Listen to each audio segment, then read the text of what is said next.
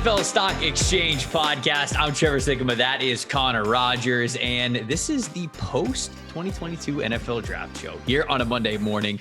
Very excited for this one, giving you guys our favorite hauls, our best draft grades, and also our worst draft grades. We try to keep things as positive as possible here on this show. Obviously, draft weekend is a time for every team to get better. But look, we got to tell it like it is. And Connor, that's what we're going to do today. It was a fun weekend, my man. Hopefully you've caught up on some sleep, but you ready to give some grades out for some of these teams? Dude, I'm feeling great. I'm alive. I'm not as sleepy as I was on the Friday night, 2 a.m. recording or whatever it was. So let's rock. I'm happy that we're going to knock this out and really talk top and bottom almost of the draft, the highest grades. And then, of course, some of the ones that we're trying to figure out. And I will preface, and Trevor's going to preface this as well, we're going to go really deep in the weeds on every single draft. So if you're disappointed you didn't get to hear about your team, right, that might be middle of the pack, or I'll be honest, sometimes you get to go through drafts and you find something you liked that you missed the first time around. But today's a very, hey, these guys crushed it. These ones I have some questions about. And then the next couple of weeks, you're going to know literally everything about every player in all the classes. Yep. We figured we give you our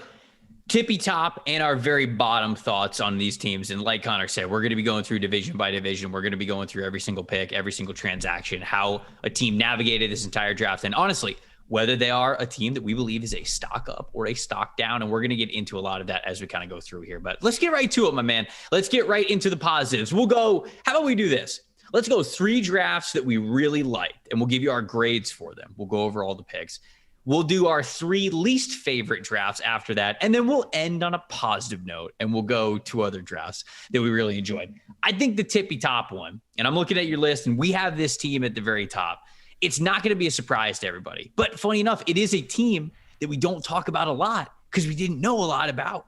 And it's the Baltimore Ravens. You know, it's so funny. We do all these mock drafts and we go, oh, what are the Ravens going to do? You know what the answer is, Connor? They're going to do the right thing. That's just what the answer is for the Baltimore Ravens. That's what they do every single year. And this year, no different, man. Kyle Hamilton, Tyler Linderbaum at the top, getting David Ojabo, Travis Jones. If you cut the draft right there, that's an A+. Yeah, I agree. Daniel Falele, Jalen Armour-Davis, Charlie Kohler. They got Isaiah Likely as well, Tyler Beatty as their final pick. Dude, this was an A+ grade from me, from what they had going into it to the players they got coming out. I love this draft.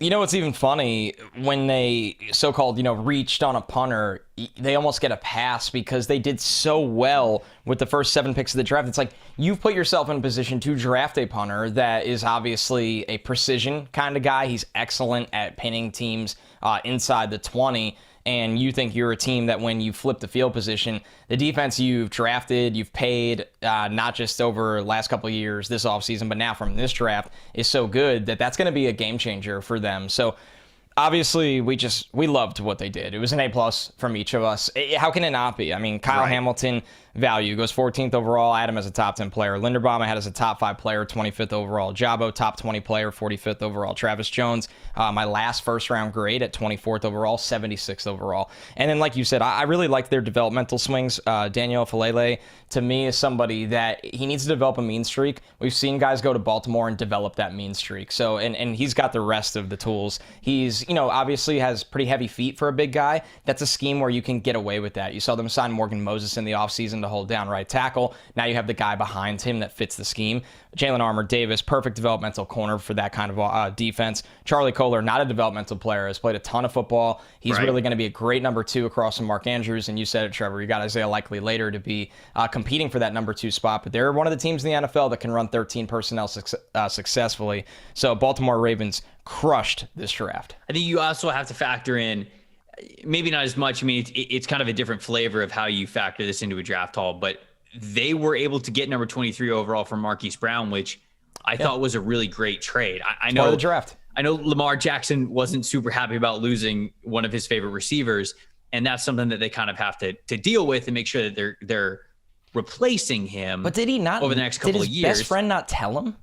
Hollywood said that he requested the trade like months ago, I thought. I don't know. I understand Lamar being upset. I'm never going to hold that against him. Trade, but look, man, for Hollywood to request that trade and for the Baltimore Ravens to get 23 for him, I mean, he wasn't even picked as high as 23 when he was picked. No, and you got to pay him.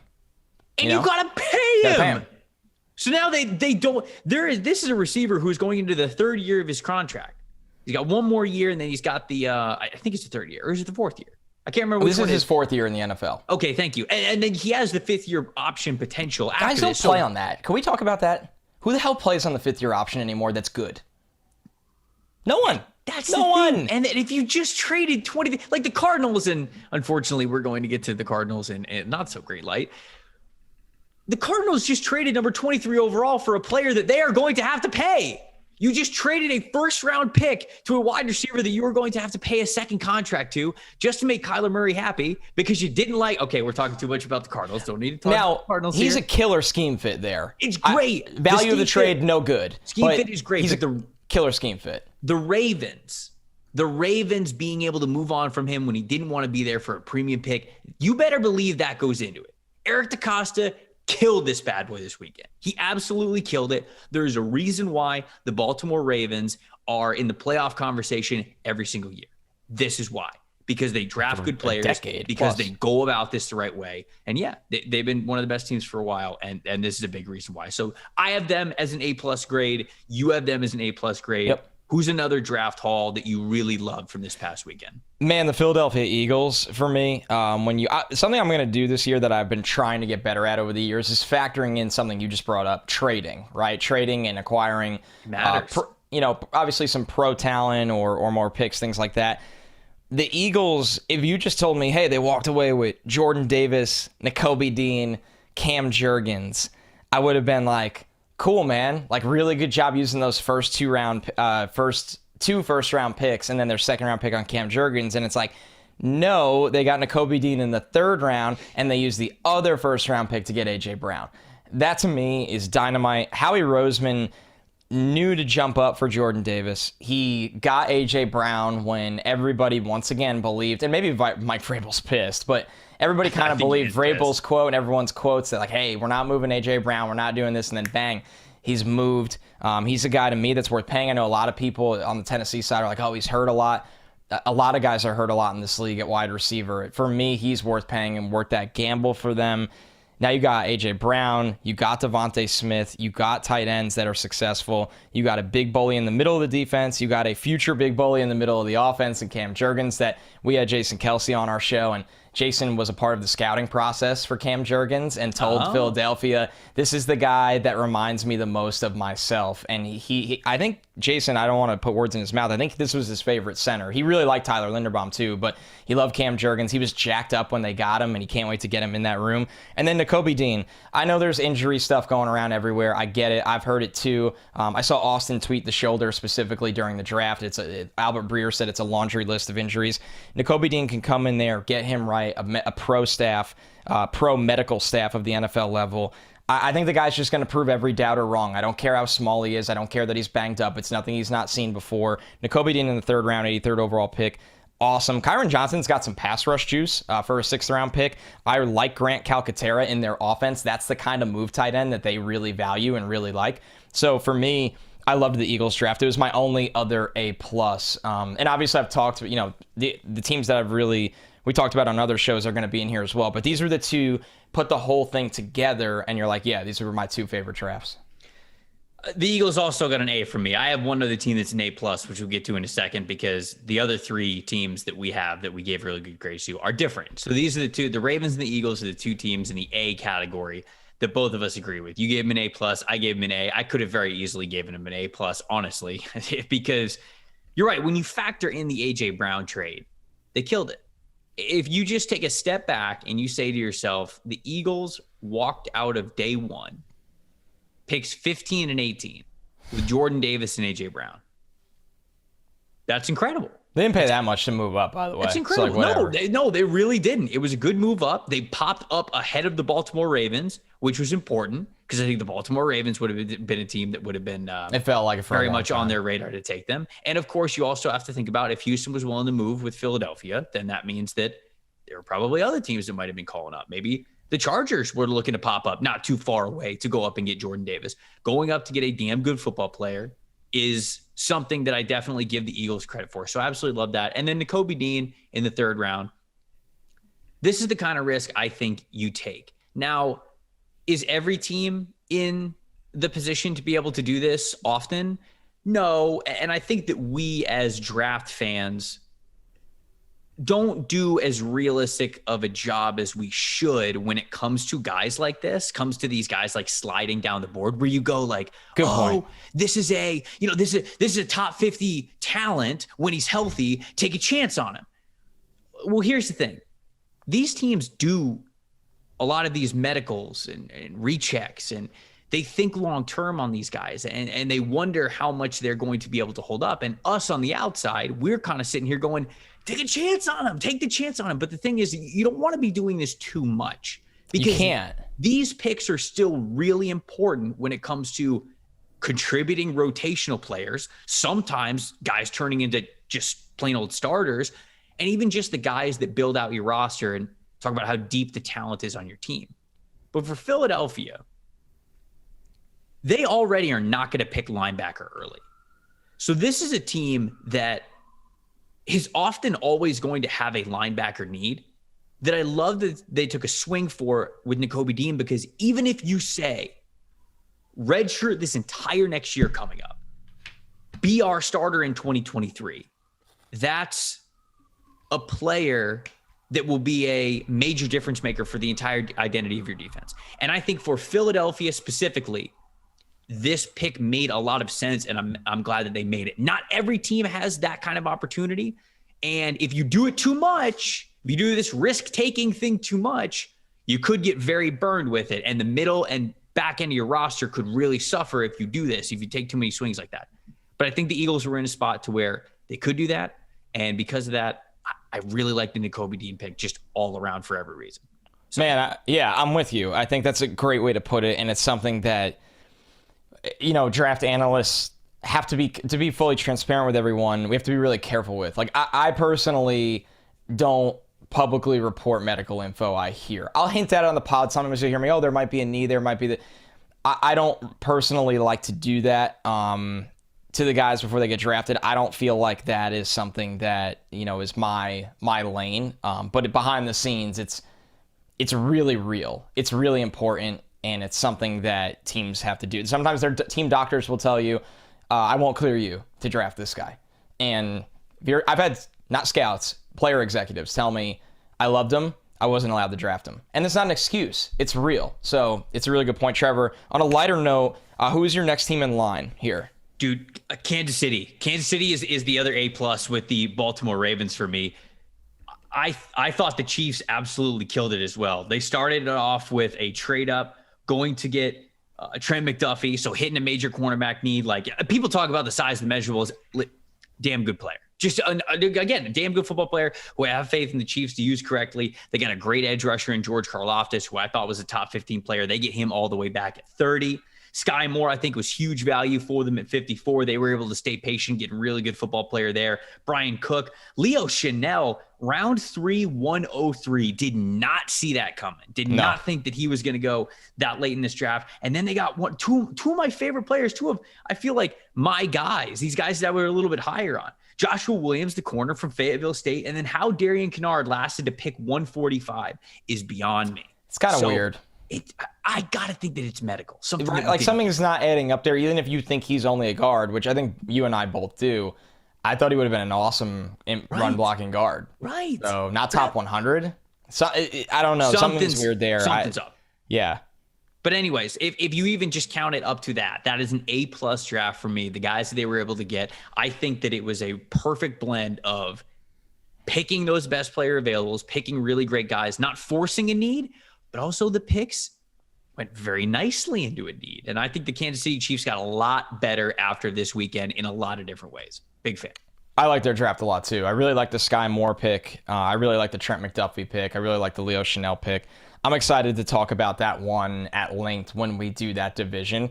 I think it's good that me and you have some different ones here just for the sake of showing, some different perspectives here. And This next one it's kind of tough for me when this happens because I'm the last thing I ever want to do is be biased, but the Jets got an A from me. And with full transparency that I disliked the last pick they made so much that it caused them to not get an A+. And it's nothing against Michael Clemens. What was the very last pick? Oh, Michael Clemens? At top of round 4, there was just a lot of really good players on the board that I thought would help them more. They're pretty deep on the rotation up front where it's like, man, you passed Calvin Austin, you passed Zach Tom that I thought really would have helped them at future of center when McGovern's a free agent after next year. There was a couple corners. So not to just destroy them. Let's get into the positives here. I mean, they walked away with, just to be fully transparent, my wide receiver 1, my corner 1, my edge 3, who was a top 10 player, and my RB 1, and my tight end 2. And when you do that in a draft for a roster that's been pretty bare bones, I was saying, this team's going to look a lot different in training camp for the reporters and that go out there and cover every year, for the fans that go out there and watch every year. Sometimes you could just feel the difference of having high-end athletes that are playmakers, right? We know what Garrett Wilson can do. I loved Garrett Wilson going all the way back to September. Jermaine Johnson's somebody that's just had a hell of a process, and they got him at pick 26, right? If they took him at 4, everybody would have been like, oh, man, I don't know about this. If they took him at 10, I would have liked it, but I understand people's reservations that early. When you get him at pick 26, it's like, oh, my God, this is great. So I really like the pairing of him and Carl Lawson. I think Garrett Wilson is going to be a really, really good player for a long time. Obviously, Sauce is somebody that, in my eyes, was far and away the best corner in this draft.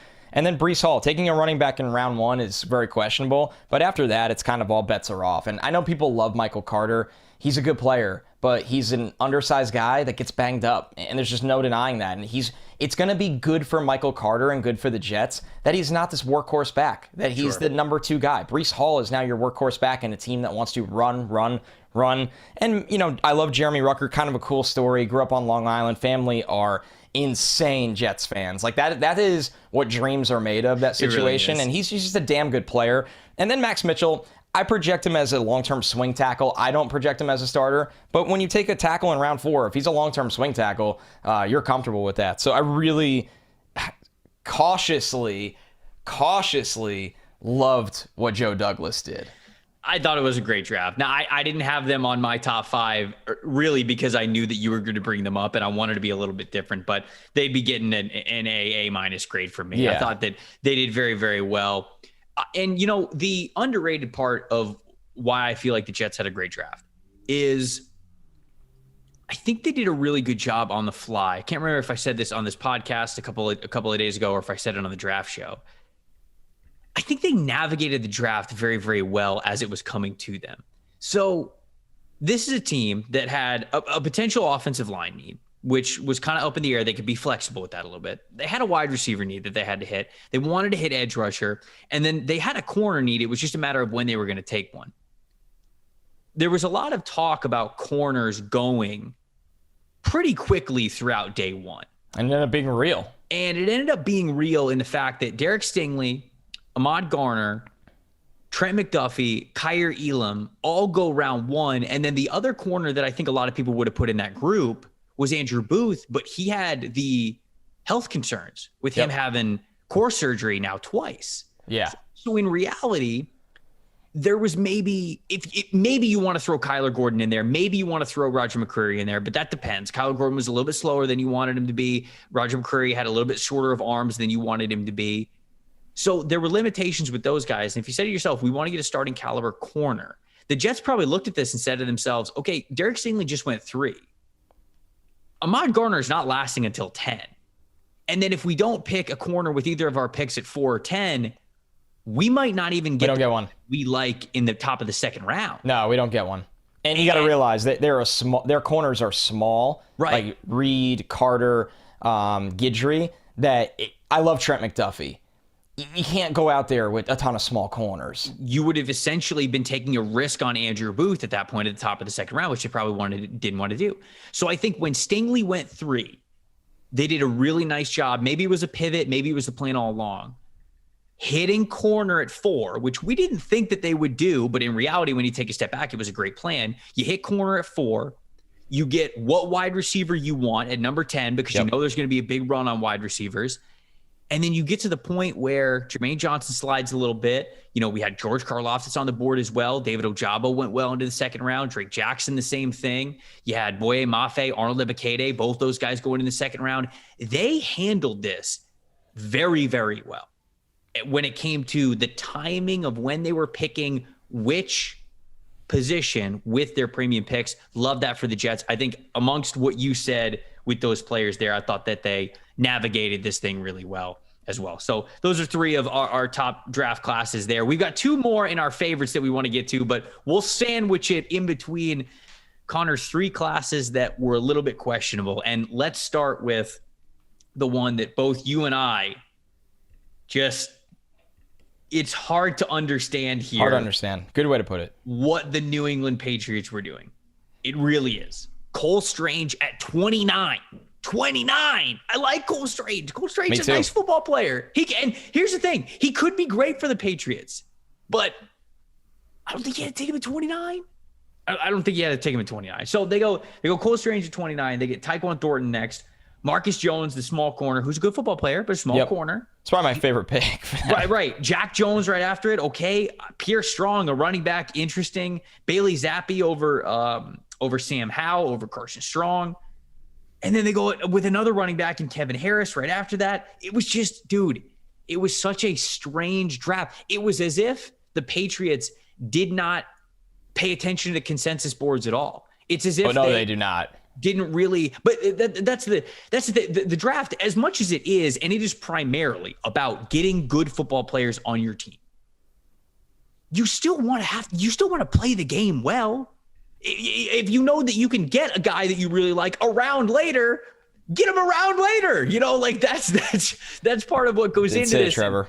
It's Bill Belichick. He's the greatest head coach of all time, but he's certainly not been the greatest GM of all time. And I think that this past draft, man, this gets a D from me. This was my lowest grade of the weekend. This is a D grade for me with the Patriots. Me too. Yeah, I gave him a D+. I think they got small school happy, which I know Bill's had some success in that area before. That's fine.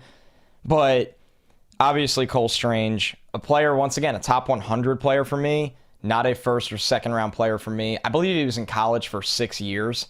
When you just look at it, he's going to transition to center full time at the next level. He'll be fine there. It goes back to what you said, Trevor, that you do get graded also on understanding how the board is going to fall. Why not get more draft capital in this spot if you really think that's your guy? Tyquan Thornton, I just don't know if he can catch the football consistently. And I'm not being a jerk. I'm being completely honest. It's fun that you run in the 4.2s. You're an incredible athlete. Your size and speed.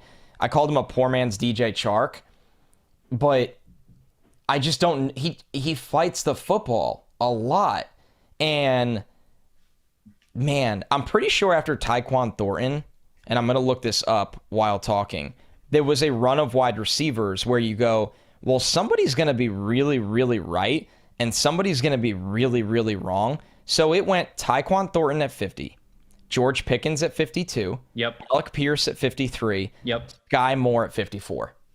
When you read that to somebody, yikes. Which one of the four do you have the least confidence in? Tyquan Thornton. By about almost 100 spots on the big board. So this is me looking at it and going, I'm serious. No, I don't grade on with any bias. This did not help Mac Jones. I like Marcus Jones a lot. Completely fine with that pick. I think he's going to be a good slot. He's one of the most electric returners I've ever seen in my life. He's awesome. Jack Jones, I think I had him as like player 300, and I thought he did a nice job developing after he transferred from USC to Arizona State. I would be surprised if he's a starter. There was a lot of really good players at 121. They reached on him. Pierre Strong's fine. Kevin Harris is there, like, Damian Harris, poor man's Damian Harris, or the guy Damian after Harris him. Is there. Once again, why do you have 8 million running backs? Bailey Zappi, I did understand them taking him over Howell as much as I don't think he's half the player Howell is. It's just the scheme fit. That's the kind of backup they like to have there. Once again, though, Sam Roberts, Northwest Missouri State University, they got a little small school happy. The value stunk. The value is the reason this draft stunk. This isn't 2008 anymore. Like, look at what the Chiefs did, as you read. Look at what the Browns have done this offseason. Look at the Bengals. Look at the Bills. Look at the teams that are trying to chase your heels. New England's not in the tier of the other teams I just talked about, right? But look at the teams trying to chase your heels. The Dolphins have done a lot of nice things. The Jets they're not there yet, but they've done nice things. The Chargers, the Raiders, the Broncos. You're not keeping up. Right. Man, it's a tough draft. There's nothing. I'll stop there, but it was a very tough draft to digest because of the lack of understanding the board. Going into your own cave and saying we do what we want to do is fun and cute until things get real. And that was the thing. Like, I don't even necessarily hate the players. Like, That's like my problem with it. I like Cole Strange. I would even like Tyquan Thornton if he was picked a little bit closer to where he actually should have been picked. I just think that Bill. I joked about it, but I feel like the Patriots had 18 players on their draft board, 18 total, and they said, "Don't care. We're just taking them." This felt like the Rams draft board with every pick coming outside the top 100. Yeah. If you just hit all the team that they went to in the picks, you'd be like, "Oh, the Rams had a pretty good draft." Right. All things considered. And it's like, no, these picks were 3 of them were in the top 100. Just very strange. We'll see. Someone's got to be wrong. I don't know, man. Tough. Arizona Cardinals are another draft that I didn't like. We've kind of had our fun with Steve Keim's drafts here on this show. I'm just not going to be a fan of Steve Keim drafts. That's probably the way that it's going to be. You're picking Trey McBride as your very first selection in the second round because you traded number 23 overall for a wide receiver who fits your team well. I get it, but then you're going to have to pay, which is already a little strange because you're not really giving Kyler Murray the contract he wants. I think probably because of timing, but also maybe it's because of his demands as well. So now you're bringing in a player that Kyler Murray likes to cater to Kyler Murray, but now you're also going to have to pay that player in about a year for that to even matter at all. Kyler's not taking a discount because you drafted his friend. You traded for his friend. And it's strange. I did not like that maneuver. And they have trench needs. They've got to replace Chandler Jones. They have to bring juice into the defensive line. And I think that they need to get a lot better along the offensive line. And instead they drafted a tight end. And again, I like Trey McBride. I like some of the players that they drafted, but their last 3 drafts now, they've drafted off-ball linebacker, tight end with their first selections. It's bad, man. It's bad. I don't know what to tell you.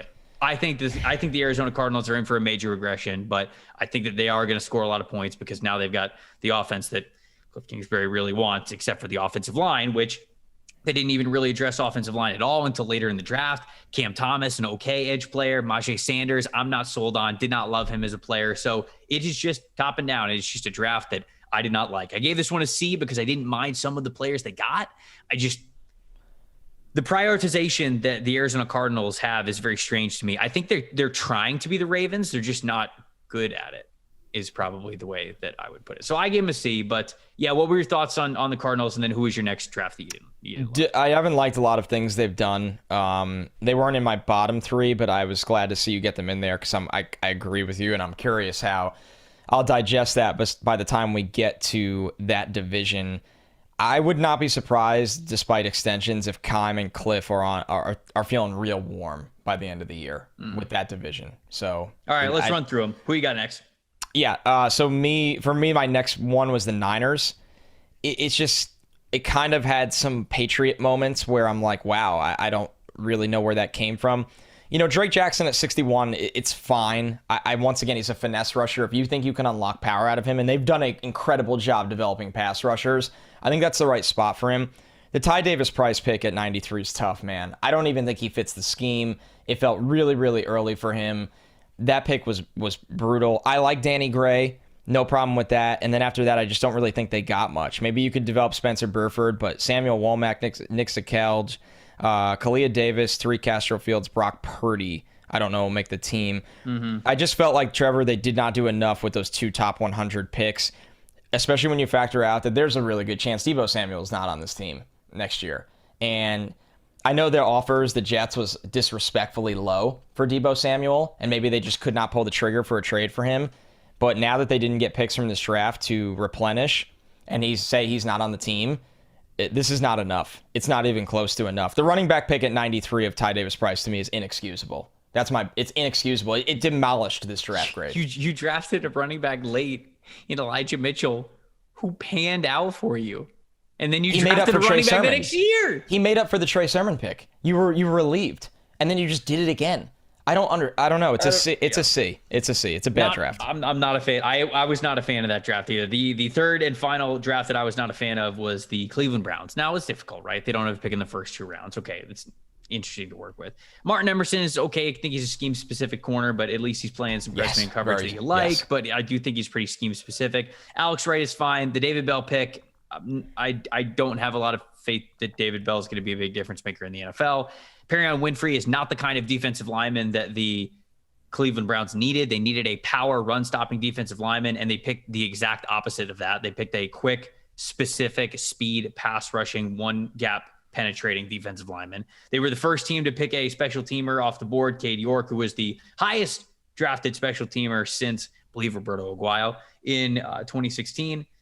Picked a running back after that. Not a lot of difference makers in the late parts of day 3. It was just okay. I don't want to kill the draft. I don't think it was terrible, but I don't think Cleveland got better this week outside of if Cade York becomes absolute ice as a kicker. Now, Cleveland had the worst field goal percentage in the NFL last year. Yeah, it was a need.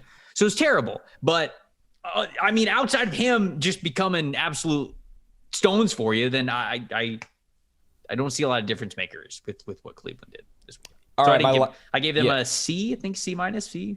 Yeah, C. I gave them a C. Okay, this one I gave a C+, the Chicago Bears. I'll be quick. Man, talk about being conflicted internally. I love Jaquan Brisker. It was one of my favorite picks of the draft at 48. And Kyler Gordon at 39 is fine. And they're going to fit really nicely with Matt Eberflus. But holy crap, man. I am very afraid for Justin Fields. I am, and we've talked about this in length already, so I won't go too long here. You know, I like Velus Jones. I had him closer to 150 than 71.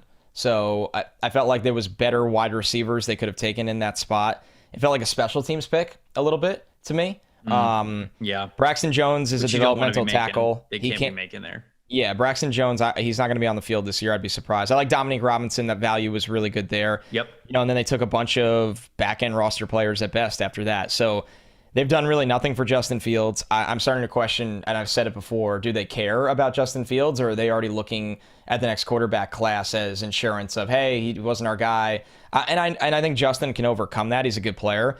But this draft was a little puzzling, and it kind of put the cherry on top of a puzzling Chicago Bears offseason. It felt like, hey, we're new here. We're going to take things slow. Right. And good. I get that. I get it. But it's not really good for the young quarterback they have there. Good football players in Jaquan Brisker and Kyler Gordon. Yep. But after that, dude. And I like him a lot, but it's just, unless you are hitting next offseason really, really hard, unless you have a big-time plan to hit next offseason really hard with wide receiver and offensive line, you're kind of wasting the rookie contract here with Justin Fields, and it's not great. I would say it almost will be, because they can do it. They can still save it if they hit it hard next year. You could still save it, because then you're surrounding him. You're getting a couple of years. You got the 5th-year option and all of that. Like, quarterbacks can play on the 5th-year option. I'm worried about the hits he's going to take this year. Well, sure. That line is really, really bad. Yep. Really bad. All right, let's get back to 2 teams that we really like before we get out of here. Love the Atlanta Falcons, man. Absolutely love Me too. I love that you had this in here. This is an A for me. They get Drake London, who we both love, in the first round. Arnold Ebiketie. They get Troy Anderson. Dude, bonkers day 2. Bonkers. Incredible. D'Angelo Malone, Tyler Algier. It's all there, man. It was all there. What an incredible haul, I think, all the way from the very top to the very bottom. They got players specifically that will help them and make them better. And we talked about it pre-draft. This is a massive, massive draft for Terry Fontenot. He had to nail this one, because what he's done over the offseason, moving on from Julio Jones, obviously the Calvin Ridley thing was not in his control. Didn't get Russell Gage to bring him back. Ruined things kind of with Matt Ryan when they went after Deshaun Watson. It was not good times in Atlanta. The defense is absolutely terrible outside of AJ Terrell. This is a good draft. This is absolutely what they needed to get some building blocks around the roster. This is a solid A for me. I truly loved what the Atlanta Falcons did. Exactly what this franchise needed. Ebiketie and D'Angelo Malone on day 2 was like my pass rush dream. Huge, man. Beautiful. I had Ebiketie top 30. I had D'Angelo Malone top 45. I'm going to be watching that tape every single week. This is the most excited I've been for a preseason. Good stuff from the Falcons. All right, the next one for me, the Giants in A-. Day 1, slam dunk, Kayvon Thibodeau, Evan Neal. Really, really loved that. The Wan'Dale Robinson, their day 2 to me was not great. I'll be transparent. Wan'Dale Robinson to me was like, okay, you clearly do not like Kadarius Toney, which is not your fault. You didn't draft him. But Do you have a plan here? I do like Josh Azudu there. I think that he's going to compete for a guard spot, and they want to be a tough, nasty, physical football team, and they took his teammate, Marcus McKeithen, late on day 3, which is pretty cool to see. Cordell Flott, he plays tough in the slot, but he's got to gain some weight. It feels like he needs a redshirt year, so maybe Darnay Holmes holds that down. The Giants have the slot corners. Yes. I like the Giants draft, but then the Wan'Dale pick and the Cordell Flott pick, I was like, all right, good players, but what are they playing for you? They were both early for me. They were reaches, those picks. Okay. Right. Daniel Bellinger in round 4, loved that. Dane Belton gives you versatility. He can play the slot. He's got ball skills. DJ Davidson's fine to beef up the middle. Darian Beavers at 182 is right around where I had him, so I think it helps the middle of their defense. But the way they attacked the top 10, the way they got value on the offensive line, and they changed their identity at tight end with Daniel Bellinger were things I really like. So the Giants get an A-. I think they're still far away. I don't know if Daniel Jones is going to be the answer there. I don't know if Saquon Barkley is going to be there for a long time, but you're seeing the Buffalo Bills ground floor being put in place before whatever the future really holds at quarterback, and it was cool to watch. Houston, Texans, baby. The last draft that I absolutely loved, which is funny because I am very accustomed to hating Houston Texans drafts, and I absolutely love what Nick Caserio did. I really did. Derek Stingley, my number 1 overall player in this class, getting him at number 3. You know I absolutely love that one. Kenyon Green, okay, maybe a little early for Kenyon Green, but they just need offensive line help. And if you know what he is, at least. Right, if he pants out at guard, if he pants out at tackle, great. They just need good offensive linemen. I think Kenyon Green's going to be a better pro than even what we saw in college. So I like that one a lot. Jalen Petrie, combining him and Derek Stingley gives you that ability to play a different modern type of coverage where you can play man, you can really defend people well in the slot. Jalen Petrie has that body type and those instincts to be able to play. Seth Galina was talking about this on the show. You know, you can play inside shade, outside shade from the slot. Not everybody can do that. And I think he can handle things and angles and different shapes and sizes as slot receivers really, really well. So I like that. I was higher on John Mechie than most. Getting Christian Harris, Damian Pierce as well to start things off in day 3. Loved it. Houston Texans. A- draft. Absolutely loved it.